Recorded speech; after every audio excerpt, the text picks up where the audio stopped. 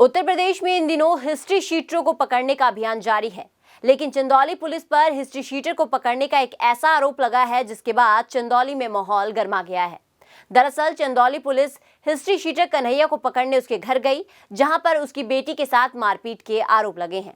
आपको बता दें कि इस केस में हिस्ट्री शीटर कन्हैया की बेटी की संदिग्ध परिस्थितियों में मृत्यु हो गई है।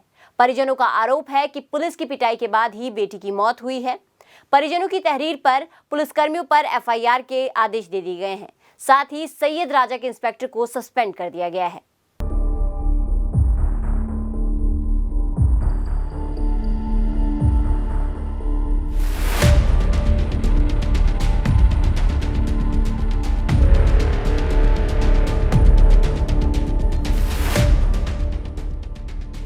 चंदौली में हिस्ट्री शीटर कन्हैया यादव के घर पर पुलिस की दबिश के दौरान जबरदस्त बवाल हुआ है। सैयद राजा थाना क्षेत्र के गांव मनराजपुर में पुलिस रविवार को हिस्ट्री शीटर कन्हैया यादव को पकड़ने गई थी। आरोप है कि पुलिस ने कन्हैया यादव के परिजनों के साथ मारपीट की और इस दौरान यादव की बड़ी बेटी निशा यादव की संदिग्ध हालत में मौत हो गई।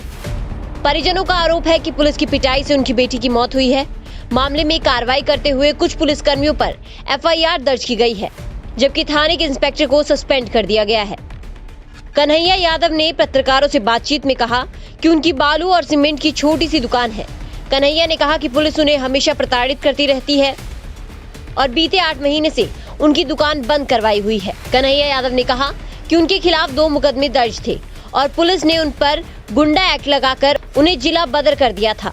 उन्होंने बताया कि इस मामले में हाईकोर्ट का फैसला आना बाकी है और जिला बदर के दौरान वो बनारस में थे, लेकिन इसी दौरान पुलिस उनके घर में घुस गई। उन्होंने कहा कि वो इंसाफ चाहते हैं और उनकी बेटी की जान ली गई है। कन्हैया यादव की छोटी बेटी गुंजा यादव ने पत्रकारों को बताया कि पुलिस घर में घुस गई और उसने परिजनों के साथ मारपीट शुरू कर दी। उन्होंने कहा कि एक कमरे में पुलिस ने उनकी पिटाई की, जबकि दूसरे कमरे में उनकी दीदी को पीटा गया। गुंजा यादव ने कहा कि उन्होंने पुलिस से गुहार लगाई कि उन्हें छोड़ दे और पूछा कि उनका क्या कसूर है। लोग पुलिस आई, घर में कोई नहीं था। ये लोग सीधे प्रवेश किए, हम लोग छत पे थे। हम लोग नीचे आए तो धड़ाधड़ सब दरवाजा किसी चीज से मारे और हम बंद कर रहे थे, दरवाजा खुला और वो आते हैं। हम लोग बोले क्या हुआ सर, क्यों आप लोग घर में आए बिना वारंट के, किसी घर में कैसे घुस सकते हैं आप? तो वो लोग कहने लगे कि आप तुम लोग गुंडे की बेटी हो और तुम लोग को यहाँ से उठवा के ले जाएंगे, तो हमको ऐसे क्यों कर रहे हैं आप लोग? तो फिर मारने शुरू कर दिए हमको मारे। फिर दीदी वहाँ से आई, देखी तो उस दूसरे रूम में भागने लगी, तो वो सब उनको भी मारने लगे। मुझको इस रूम में 8-10 लोग पकड़ के, लेडीज और जेंट्स दोनों मार रहे थे और उस वाले रूम में दीदी को सब मार रहे थे। मारने के बाद दीदी चिल्ला रही थी कि गुंजा किसी को बुलाओ, ये सब मार रहे हैं। तो हम कह रहे सर क्यों ऐसा कर रहे हैं, उसकी शादी पड़ी है सर, मत कीजिए, ऐसा मत मारिए सर, मेरा एग्जाम है, क्यों मार रहे हैं, हम लोग क्या किए हैं?